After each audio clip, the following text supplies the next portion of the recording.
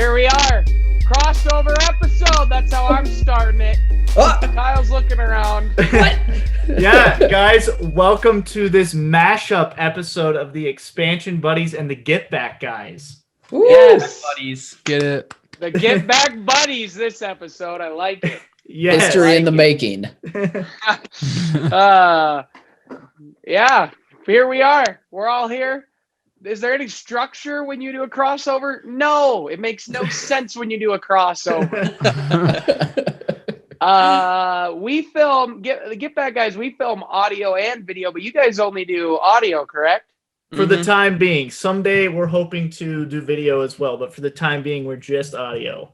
All right. Well, for the Expansion Buddies audience, please don't get mad if I bring up for audio listeners and whatnot, because we've got the bold. I tend to talk about it a lot.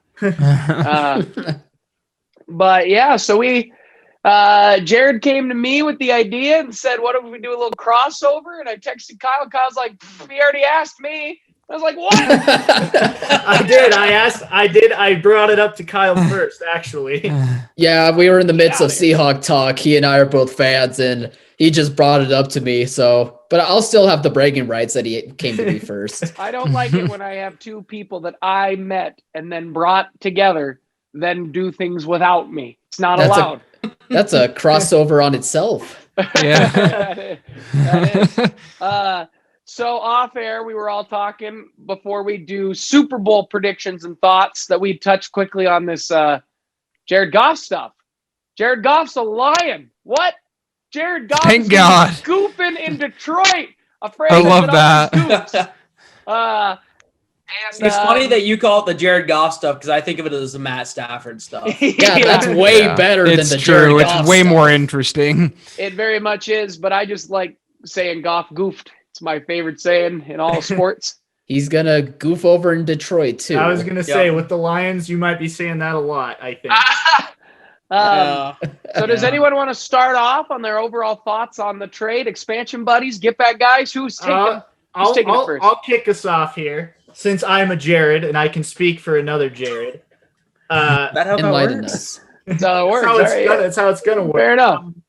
So we actually put up a fan poll on our Twitter at the Expansion BU1 is where you can follow us. We put up a full poll who we thought won the trade, the Rams or the Lions. And of the few people that voted, most people thought the Lions won. And I don't know why, because I think the Rams won this trade hands down.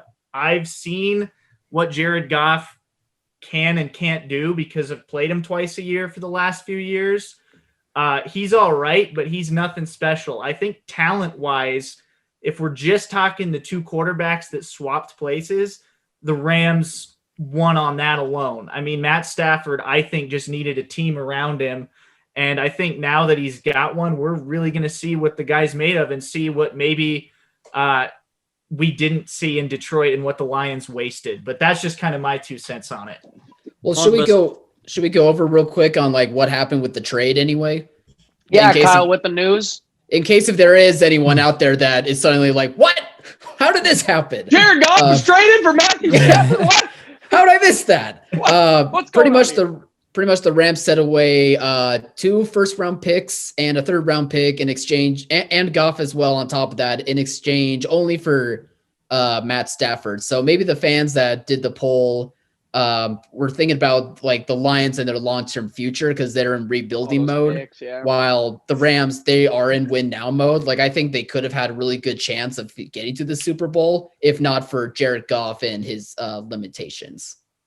The Lions have been in a rebuilding mode since Stafford got there, though. True. Like that, the Lions being in rebuilding mode isn't an excuse for anything, I think. Yeah. Yeah, but I do think when they were forced, I think you look at it from the Lions' perspective, and it's like Matt Stafford is not going to get the job done in division with Aaron Rodgers and Zimmerman running the Vikings.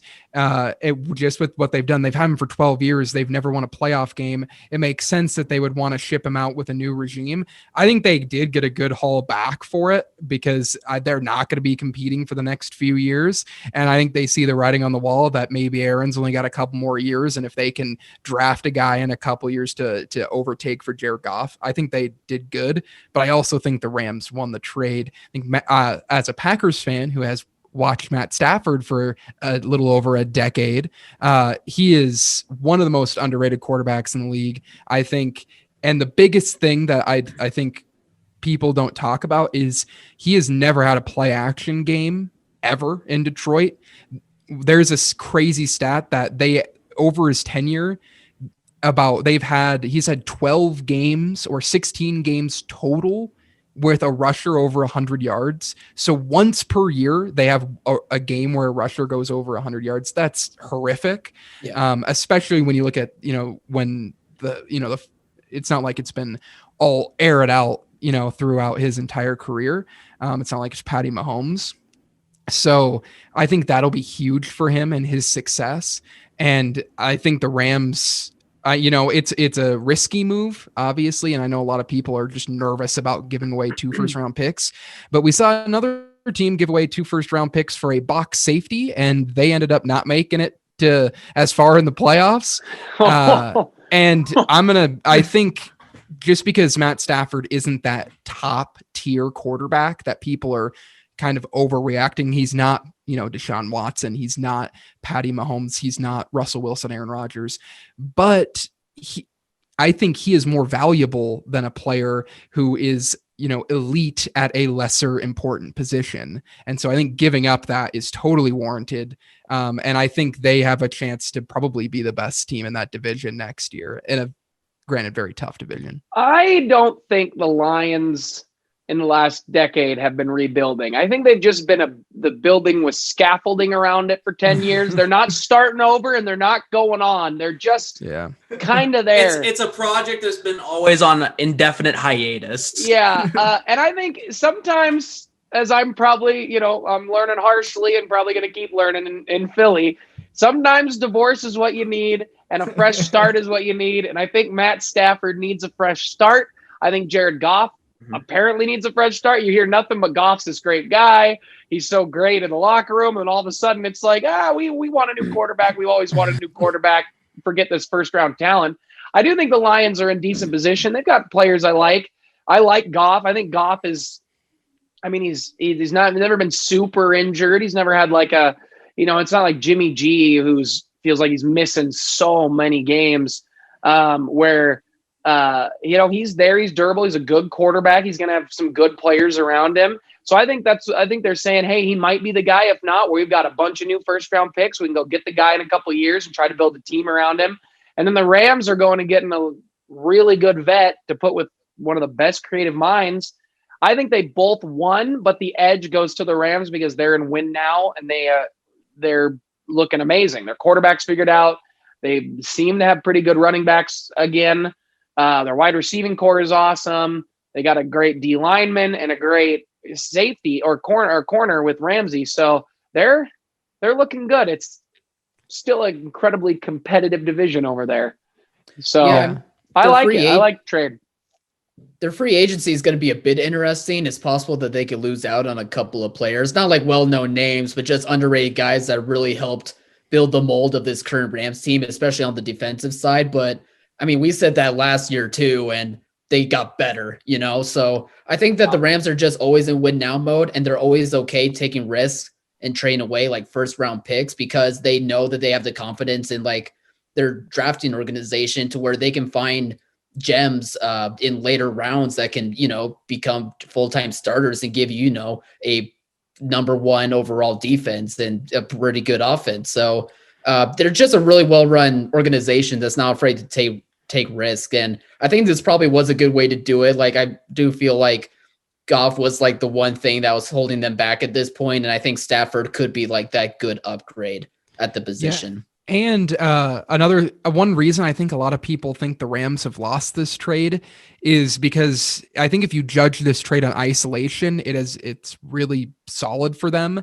But it is the fact that they just have so many bad contract, like the Goff contract and the Gurley contract were just such disasters that it makes it seem like, they've given up all of these resources to recover from it. I think this individual trade is really good, but I do think we should critique the fact that they gave Goff a huge deal and they gave Gurley a huge deal, because if they didn't give them that big of deals, then they would likely have a lot more flexibility in the cap to where they could go after like a Deshaun Watson instead of Matt Stafford, or they could have gone after a rookie quarterback higher in the draft and traded up.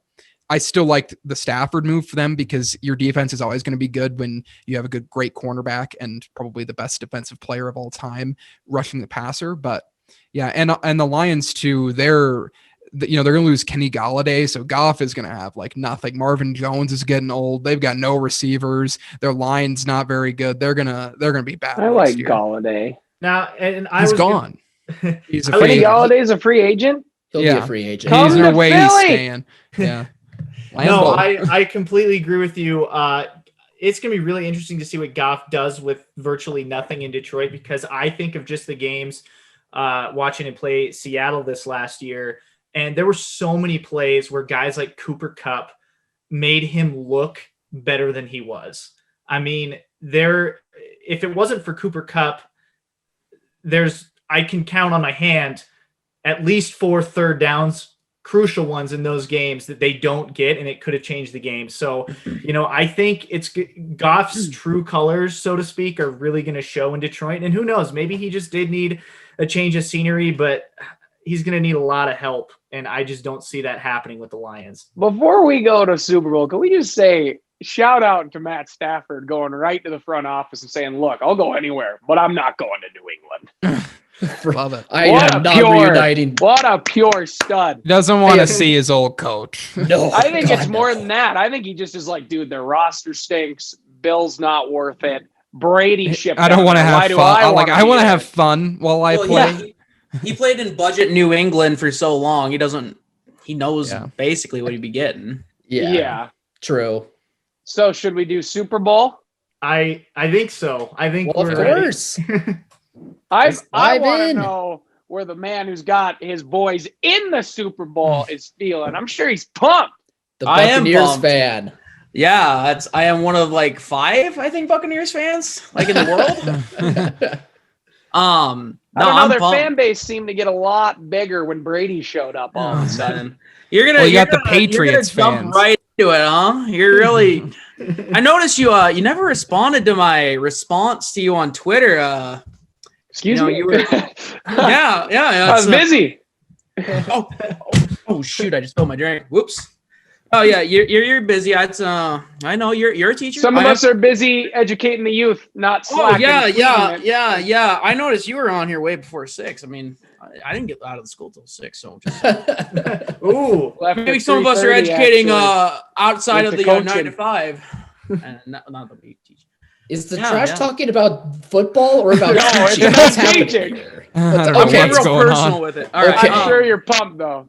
I am. I have been busy as well, so I haven't gotten to think about it enough. I am getting Monday after the Super Bowl off, so I can go to Bozeman and watch it with Jared. Nice. My superintendent actually told me, he's like, if the Vikings were in the Super Bowl, I'd take the Monday off. And I went to put in my sub form, which Jared shared on Twitter, but too bad your boss is never gonna be able to realize that. Well, being a Vikings fan. I try not to say that kind of stuff, but I like keeping my job. Fair enough, but I turned in my sub form and I just see him lean out of the office, go. Nice. I was like, oh yeah, I have support. Nice. Yeah, no, I'm super pumped. I'm trying to not get overly excited though, because I feel like that's just a recipe for disaster. But that's pretty hard to not be overly excited, as Alex, I'm sure, and everybody knows. How confident are you that they can pull out the win? I mean, they're playing the Chiefs. Yeah, they're my team, man. I'm 100% confident they can win. There you go. I'm not going to say they are going to win. The Chiefs are a great team. They were last year. They are this year. But when we played them earlier this season, we lost by like 3 points, I think. 3 or 4 points. It was very close. So Kyle, don't there you go him. Nick and I have sat here all season and listened to you complain about how they could win. This team's going to beat Seattle. It's possible. No confidence from you, sir. See, Kyle understands. Like, the team can beat Seattle. He doesn't believe in his heart of hearts that they will beat Seattle, but they can. Well, yeah, but that's also because Seattle wasn't nearly as good as the Bucks. It's true. It's true. It is true. I just love attacking. So, What's everybody else thinking then? I'm hoping this game is gonna be better than my initial thoughts tell me it's gonna be. I could see. I won't say a blowout. I don't think it's gonna be a blowout. I feel like blowouts in the Super Bowl are pretty rare, even though I've been on the right side of one. No, I see this being a game that could be like within 3 points up until maybe like the end of the third quarter. And then I feel like that's when Patrick Mahomes does some Patrick Mahomes magic and kind of puts it away for the Chiefs, kind of like they did. Well, I guess they had to make the comeback last year against the 49ers, but I see this being a really good game. And then in the fourth quarter, I can see the Chiefs just kind of asserting themselves. That's just kind of how I see it playing out, though. Kyle or Nick? Yeah, Nick, I can go ahead. I can go with. I just kind of want to lay out the two most important things that I think are going into this game, because I do think that these were two of the most stacked rosters in the NFL. And like objectively, if you look at the rosters, they're both very close. The Bucks have a ton of wide receivers. They have a great offensive line. I'm not sold on their running backs, but they're good enough in a passing league. And they have a great run defense. And the Chiefs also both great rosters, and I think both pretty close rosters outside of the advantage of current Patty Mahomes. But I think the two key differences is going to be specific matchups that go well for the Chiefs and coaching. I think unlike the Bucks matched up really well against my Pack last week, because Matt LaFleur's whole scheme is he needs to get the running game going, to get play action, to get things to go, because the only receiver who can beat someone one-on-one is Devontae Adams. And even though the offense played okay, that's a real, key focus that the Bucks could hone in on, and the Bucks get great edge pressure, and Aaron Rodgers relies a lot more on his offensive line than Patty Mahomes does. And so the Chiefs don't really rely on the run at all. And actually a lot of their running game is their short passing game to Travis Kelce, and Patty Mahomes does not rely on his offensive line as much as Aaron Rodgers does. I think that's a really big difference. And then I think the coaching difference, and I've talked about this a lot on our podcast, I think the coaching difference is pretty monumental here, and the Bucks beat the Packers on some, fluky things outside of it, even though their coach, I think, did a really bad second half and allowed Brady to throw 3 picks deep down the field, which was just kind of unreal to me. I just don't think Bruce Arians is a very good play caller. Coach might not be I don't think he's a very good play caller. I think he's good at getting his players fired up for sure. And so I think Andy Reid's command of calling unbelievable plays. I mean, even though he let Chad Henne through a really bad pick, he shocked the whole world when they beat the Browns with Chad Henne with that 4th down conversion. He is an incredible play caller. He understands how important the passing game is. I think the Chiefs probably win by double digits if things go normal. I think the way the Bucks win is probably Patty Mahomes. Patty has to have his worst game of his career as a starter for them to lose. Fighting words. Yeah. But I also think this Chiefs team has a chance to go down as one of the best teams in the history of the league. Justin, you gonna fight this man? I see. I don't think I was properly prepared for this podcast. We usually talk like BS. I didn't know I was supposed to have like information to back up my claims. That's what Nick does every show. Nick and Kyle bring the in. info. I bring the entertainment. So, Yeah. Good luck. No, you raised some really good points. And we can't play the Chiefs like we played Green Bay last week, which I thought that was a good game. Definitely. I feel kind of bad for Green Bay because I question, as I'm sure you've heard, Nick, like, the field goal call, especially. Yeah, And I the question refs it were too. not the greatest. So I feel bad in that regard. I'm happy we won, but I wish it hadn't. Yeah, it was kind of Come down to it some was of kind that of an stuff. odd game, like the weird, we had a bad fumble in the halftime conversion, which was amazing. Mhm. But when you look at kind of the big plays that you guys made in that game, it's the Mike Evans and Scotty Miller both beat Kevin King one-on-one for a big catch, and Yeah. then Chris Godwin went up, made a really big catch. And it's like, I think if the Chiefs, I just think they're less likely to make some of the dumb mistakes that the Packers did. Yeah. And I think right now what we've got, and the thing I'm thinking of is we've done really good this season, this postseason, on getting our edge rush in, like you were saying. And that's great for playing, quarterbacks that need to stay in the pocket, kind of like Aaron Rodgers. But Patrick Mahomes is an incredibly mobile quarterback. So while that's a strength, usually I don't know that it's going to be a strength against them so much unless we can get to Patrick Mahomes and get him on the ground a bunch. That's going to be where we can kind of change that up. But you've got valid points. Like I can't say that's not going to happen. It's unless we play like we do in the first half of most games where we get 3 or 4 touchdowns. Like if we play like that both halves, we can keep it in an offensive shootout. But as we've been playing right now, like you said, we play great first half and then Tom Brady throws 3 picks because we get too aggressive.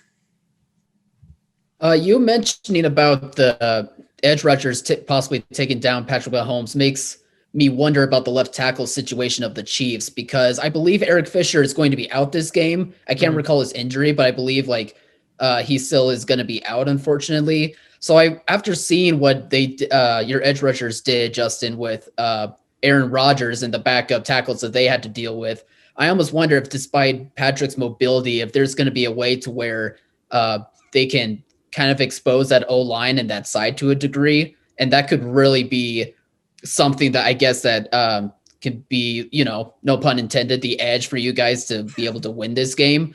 So that's like one of the things I'm going to be keeping my eye out for. And I'm not sure if you were thinking that too or not, but do you just have the confidence in your edge rushers, or are you just still nervous about his mobility?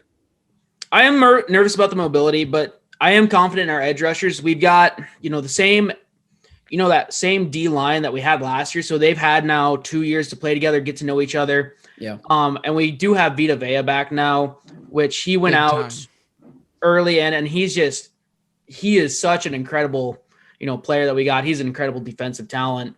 Takes up the whole field. Yeah, exactly. Just there's nothing going on when he's there. Yeah. Yeah.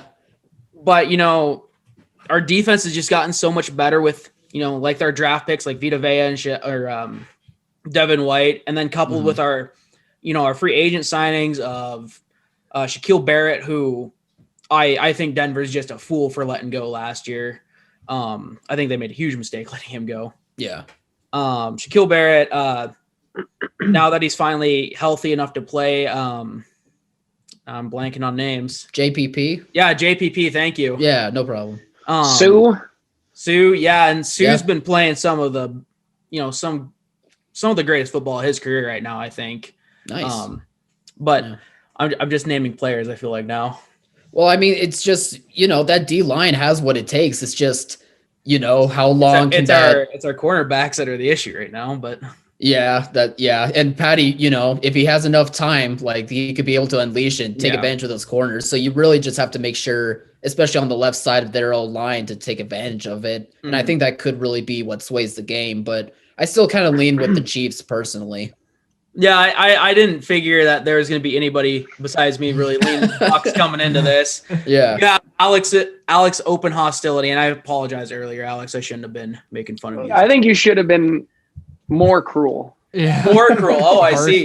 Did you see the Eagles this year? The stuff I deserve? The Eagles are trash. Oh, that's cool that Aaron Rodgers has the same amount of Super Bowls as Nick Foles. Hey, stop coming at me. He's a bear Russ now. does too, so... okay, Kyle and I didn't say anything. You didn't have the Seahawks always deserve Justin, hate. I'm going to tell you this. If you win, I will be happy for every single player on that team. except for Gronk and Brady. Oh, I thought you were just gonna say Tom Brady, but man, you No, don't like I don't Gronk? like Gronk either. I think Oh, Gronk is man. obnoxious. Now, Alex, I The gotta frat- ask: is this What? actual Gronk and Brady hate, or is this residual Patriot hate? That's what I It's want to Yeah. know. both. Yes. I think I'm just over Gronk's frat guy persona. I mean, it probably really is just him, but like it just drives me nuts. It was so nice having him out of the league for a couple of years, then him just coming back. It's just obnoxious. And I'm gonna talk all the greatness about Brady when I'm so much older and talk about, man, I watched this quarterback do all these incredible things. Man, I hated it. I'm just over it. And this is the biggest, everything I've heard about the rosters and everything and the way they play and all that, I completely agree with. But here's the thing that gets me. I think Patty going into this game is saying to himself, I can be better than Brady. I'm going to show with my probably one opportunity to really prove it. It's one thing in the regular season, but play him in a Super Bowl with a stacked roster. Doesn't matter if there's no Bill. I'm going to show them that, look, you both can't win without each other. I'm here. I'm the reason you're going to lose because Andy and I are going to go down greater than the two of you ever did. And I don't think last year was the start, really. I think this year with the chip on their shoulders. And I think Andy has the same thing. I think as Andy lost to Brady and Bill together in New England in 2004, I think he's saying, I'm going to show you that if you two aren't with each other, that there's no way you're beating me. Not even close. And I think they both have just this huge chip on their shoulder, and they're going to go play maybe one of the greatest games of football we've ever seen. And it might be Andy biased because I love Andy Reid so much, but Yeah, but This I does think have- it could be a close game, but I think those Chiefs are tough to beat. And every time I watch them, I'm like, man, the Bills have a real shot to beat them. And then the Bills look like Pee-wee football out against them. The Bills This- look great up until then. this game does have some insane legacy because if Tom wins, he basically makes it almost impossible for Patty to ever come back. And unless Patty, it exceeds what he does and is able to win, 6 more championships. But if Patty wins his second in 3 years as a starter, beats Tom Brady, and then Tom Brady is left with 6, that could be attainable depending on, we'll see in the next few years if that is the case. But with how long quarterbacks are playing, it could see if Tom Brady can say, no, Patty's probably never going to catch me unless he does unbelievable things, or if it's realistic, which is super interesting. And I think I do hope it's a good game just because I want to watch good football. And I think there is a Yeah. chance to. I mean, if it comes down to the last drive and the Bucs end up having the ball, I think they are probably going to win the game because Tom Brady can get it done with those receivers, especially with him making the play calls. I'm just not sure if he will get that opportunity. Yeah, the feeling I get about this game, the X's and O's of it, is the same thing I said on our show a couple weeks ago before Tampa Bay played New Orleans in the divisional round. And I said, this is going to be a game where if Tampa is going to win, it is going to come down to guys that are not Mike Evans, that are not Gronk, that are not even Brady necessarily. I mean, I'm talking your Scotty Millers of the world. This is going to be a big X factor game for Tampa Bay, I feel like. And that's what it turned out to be. Justin, I can't remember the guy's name, but made that one incredible catch against New Orleans. Tyler Johnson. Yeah. Tyler Johnson. Minnesota. The rookie, right? That's Packers yeah. could have had him. Yeah, those are going to be the guys that have to step up in this game. I think if you guys are going to have a chance of beating the Chiefs, I kind of get that same feeling I got that I had against the Saints and Drew Brees. Yeah, we've got some of those guys that don't always get their shot. Scotty Miller, Tyler Johnson, that they've been coming out and they've got ice in their veins right now throughout this postseason. When we've had Chris Godwin making some big drops, which that I want to talk about that later, actually, because I want to rebut Alex on some stuff. But All right.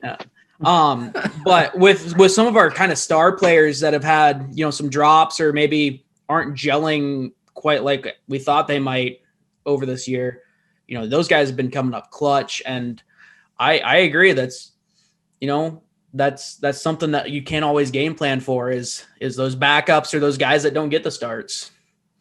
And we've seen it now in just about every postseason game with the Bucs so far. You have, you know, mostly Scotty Miller, but just come out and have some stupid, insane touchdown because he's not being covered properly, or someone's like, they're not going to go for him, or I don't know. I don't know. Right, Nick? You're Yeah, shaking your head there. Kevin King. Oh my god. I want these rebuttals. So I can okay, see so what I want to talk about is you were, you know what? Let me pull up the tweet here real quick. Dustin, I will be Oh. happy if they win for you, sir. Let's just Also- keep Thank that in you. mind. Real quick about like side players, I'm pretty sure Sammy Watkins is going to end up playing, which is pretty big time because he roasted Richard Sherman in the Super Bowl last year, and if the Bucs struggle with if any quarterback has time down the field passes, you had Sammy Watkins to Tyreek. Scary. It is. So, Alex, first of all, I want to say, loved the Eagles Super Bowl against the Patriots. Thank you. Loved watching you. watching that game. Great game. I did a lot. Yeah, I know. I did. I know. Really love that Thanks, Super man. Bowl. Thanks so Honestly, probably my favorite Super Bowl I've ever watched. I wasn't sure what tweet you were going to read, and then you started talking about the Eagles. I suddenly remembered what tweet you're going to read. I have no So- idea. What I want to talk about though is your tweet. This was a few days ago, and by a few It was days, I during mean the a couple game. of weeks. Oh, was it? Yeah, it was right after we played the Packers. Tom Why do Brady we didn't keep go to this. talking about that. I'm sorry. Oh, They I played that stand team by from this. Wisconsin. So Tom Brady didn't go to this horrible team and lift them up. He went to a stacked roster to get him there. mhm. The refs calling that so late after not calling all that day is BS. I hope the AFC winner dominates. So I again, do. I've said what I've said about the refs. I think the refs were kind of crap, but I digress. And I'm not here to talk about that game. I'm here to talk about Super Bowl and Tom Brady, because what I want to say, and if you'd ever actually responded to me, that would have been great. But you know, I'm sorry. just saying, this is you know, me asking if you wanted to go see Spider-Man Homecoming all over again. Said, hey man, I'm gonna be in Kalispell. You want to see Spider-Man? And you're like, yeah, sure. Then I got there and you're like, nothing, radio silence. But I We're digress. just calling I out. don't even Al remember that. I'm so Jeez. sorry. They're calling I him don't even out. remember that. Anyway. But anyway, so what I want to say is we have more or less the same team that we had last year, with one big exception being the quarterback. Last year we had this guy right here, Jameis Winston, and this year we've got Tom Brady. And you can also look at that we brought in Gronk and Antonio Brown later in the season. But even before we brought in Antonio Brown, we have done so much better this year with – did you just reply to me? I did. Oh, my gosh. I'll look at it later. Live on the air. But we brought in Tom Brady, and even with, you know, mostly the same receivers that Jameis Winston was working with, we are doing so much better. And you cannot like Brady. That's fine. You don't have to like him. I didn't really care for him all that much until he came, and I kind of was like, okay, I kind of understand it now. But I really don't believe that he came to get himself back to the Super Bowl. He came and he is getting the team back, or getting a team back to the Super Bowl. He is getting the Buccaneers to the Super Bowl. Because at the end of the day, also football is a team game. They can't do it alone. I agree with you. But he has turned around so much of Bruce Arians also have turned around our culture so much in Tampa Bay. And I know that's like a big, we have a really great culture here. But before, you know, it was, we only got 4 minutes left, boys. We'll be all right. You finish up. But Brady has come in and he has shown a lot better leadership. You know, we've seen him like talking to Chris Godwin after big drops, you know, still throwing the ball to him and giving him chances where we don't always see that with quarterbacks. So we've seen quarterbacks that I will not name after like a receiver makes a bad drop. They're like, not throwing to him for the rest of the game. So I understand and I respect you, but I think the Brady hate goes a little far, and I think it is a direct shot at the Buccaneers saying that he went to the stacked roster just to get himself back to the Super Bowl when, he couldn't do it alone. They couldn't do it alone because they tried with another quarterback and it didn't work. So my tweet was actually directed at the media, is what I was fired up about and why I tweeted it. I see. Because the media, I remember, and I put this in our chat, Nick and Kyle, I don't know if you read it, but I just felt when the game ended, it was Brady. It was all Brady. All Brady. And I am agreeing with you. You have a great roster. It was the fact that Chris Godwin and Miller played out of their minds. I mean, they did amazing football to have Gronk. And I do think he went to a better roster. I mean, he didn't go to Jacksonville. Well, I'm not going to argue. He came to a place where he had receivers to throw to. He had weapons. Yeah, he had it's a real team. I don't blame him for going. I would have done the same thing in his position. But I felt that the media was putting Brady on this massive pedestal of just God status in the football world. It was like, calm down a little bit. He went to a good team. Like, he went to a solid roster, a very good roster, and elevated them where Jameis Winston couldn't, because Jameis isn't very good. It's just the way I had it.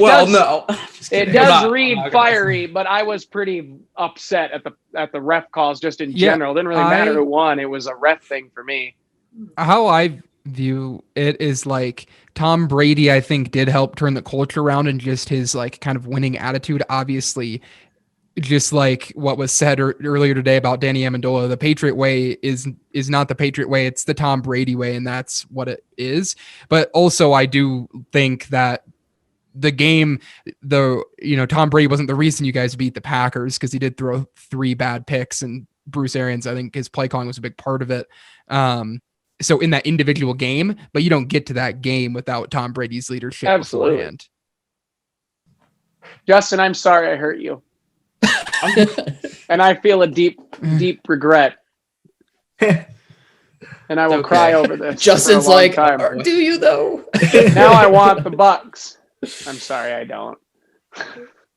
But if the Bucks win, we will be happy for you, but we will be annoyed at Brady. So we know Justin's taking the Bucks. Actually, they're taking the Chiefs. What about you two?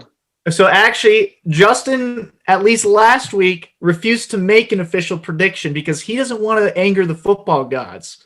Anger him! I don't think you're going to get him to. I think 4 of us are going to give a prediction, but I don't think he is. So. Let's mess it all up. I'm a little suspicious. I think the Chiefs will win. I think it's possible the Bucks can win. I do see that happening, or possibly happening, but I think the Chiefs will win. I say we predict and do a score, and we'll just see how Justin squirms where he's leaning. Right. I got one. I got my. I think it's going to go Chiefs 28, Bucks 14. Whoa! All right. I'm going to go Chiefs 38, Bucks 27. Whoa! Okay. Pure offense. Every down is a passing down. I'm gonna make it a little lower scoring. I'm gonna go Chiefs 24, Bucks 13. Oh, Tom Brady's not doing anything apparently between you two. I'm gonna give Brady some credit. I'm gonna give Brady some credit here. I'm gonna think that the Chiefs win. I'll say they win 35 points, and I say for the Bucks they'll have 28. I think it'll come down to a touchdown. What did you say for Bucks? 28. All right, what did you say for Chiefs then? 35. Were you paid? So Kyle and I are in the same ballpark, and Alex and Jared are in the same ballpark. Okay, but I feel like Bruce Arians is trash. You got to talk me out of it now. I feel like I need to make it a little higher scoring. Am I allowed to change it? Or I just don't see final. Patty not scoring 20 or more points. I just don't see that not happening. But I can see Brady not scoring 20 points. You know what? I'll go 17. I'll give you a field goal. bold. Make it 16. Bucks Maybe- got a maybe safety we'll get another- start the we'll game. get a Ooh, smooth- that'd be exciting. Let's get a smooth 6-3 game. It's the old No. Seahawk Niner. Back in the Seahawk Niner days of the Legion of Boom, it's just every Seattle game right Ugh. there. Brady is so gonna surprise everyone and pull out a win, isn't he? It's gonna be a Falcon situation all over again. It would Now be I'm- cool if it's gonna be It's gonna a happen. great game. I hope it's more like Patriots Eagles. Like I'd love just an Yeah. absolute monster shootout where Yeah, it's that'd be awesome. More you know likely. massively high scoring, Because crazy I think- offensive plays. Fun plays, yeah. I Yeah. think the Chiefs are going to give up some plays to the amazing receivers, and the Bucks love to take shots, so they're going to get some successful plays. But I just think that they're going to make a few too many mistakes where the Chiefs are going to be able to score a ton. All of right, I'll go points. 21-33. Final offer. You keep Final deal. upping it. I'm gonna up mine too. I'm gonna say 31-20. How's that? Also, for just right, another 40 stray seconds. shot, the reason that it's not going to be like the Falcons game is because Dan Quinn isn't there, and he loves to lose to the to Tom Brady in odd ways. Gosh, dude. You know, I do like Todd Bowles. Would have been happy if Philly hired him. They didn't, but I would Yeah. have been very happy with it. I like Yeah, I Todd. do like Todd Bowles. Yeah, I would have liked Todd Bowles for Philly. I think he would. I actually wonder if he was actually a choice over Nick, but they didn't want to wait till after the Super Bowl. But you never know. I guess you wait for your guy if you think it's your guy. Yeah. It's I'm excited for, at least on our show, we're going to talk a lot about the coaching hires. We haven't really gotten a chance, but I'm excited too because I think there's been some really interesting ones this year. For sure. Yeah. Let's hope the we touched on Packers that don't last screw up week. their defensive coordinator because they might. Well, you're welcome to any of the rejects we fired. I think we're going after them. Is there anything else? Is this? I don't know who ends the show. Is the crossover over? I mean, Is- Justin and we have our catchphrase and we close out. So please end. Wait, end our show with your before catchphrase, we get the please. catchphrase, do you guys think in a year from now we're gonna see a conference conference championship game repping Matty Stafford and Jared Goff, little Lions Rams to go to the Super Bowl? Oh next man, year? that'd be If the Lions go to the tease? Super Bowl with Goff and they don't goof that up somehow, But could you I will imagine personally- Rams Lions NFC championship? wait, so are you saying blue. play each next other. year? Next Yeah. year or in their future at all? Next, well, Oh. let's say next year. You think it's happening? Not next year. I don't. Not next year. I I'm think the gonna take Rams the might over. be there. The Rams Rams are going to be there waiting. Rams are going to be waiting all year for Goff to finally stop goofing. But it's going to be in their favor this time. Lions Yeah. need baby steps. They need to look at like a wild card berth before they even think about an NFC championship. Bring back Kenny Galladay, then we'll talk. Please, we would love our show to end with your guys' Yes. catchphrase. We don't have an ending. It's All right. Well, always a mess. we would like to thank our listeners and your listeners for tuning in to this very special episode Yeah. of the Get Back Guys and the Expansion Buddies, the Get Back Buddies as we were tonight. Thank you all for listening wherever you listen from. You can find Justin and I on iTunes, Spotify, Google Podcasts. Be sure to follow us on Twitter at the Expansion BU1. Be sure to check these guys out at the Get Back Guys. You can find them on YouTube also. I think that's about all we've got. So from all five of us here, never forget. Party like it's 1976. Hey. All right.